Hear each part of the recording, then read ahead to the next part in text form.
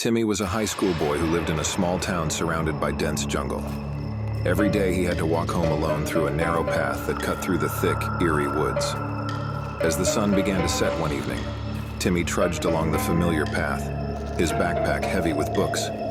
The dense canopy above cast eerie shadows, and the rustling of leaves sent shivers down Timmy's spine. He quickened his pace, eager to reach the safety of his home. But just as he rounded a bend, he heard a faint whisper, like a voice carried on the wind. Heart pounding, Timmy stopped dead in his tracks, straining his ears to listen.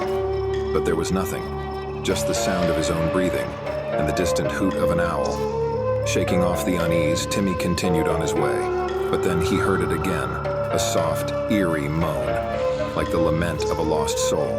This time, it sounded closer, sending a chill down Timmy's spine. Fear gnawed at his insides as he picked up his pace, his footsteps echoing in the silent forest.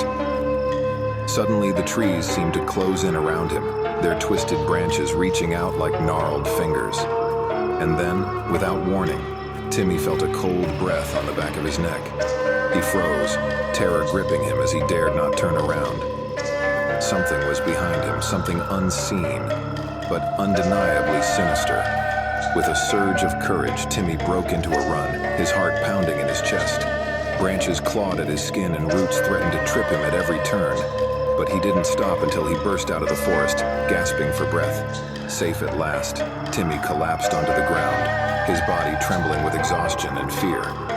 And as he lay there, he couldn't shake the feeling that something dark and malevolent still lingered in the shadows of the jungle, waiting to claim its next victim.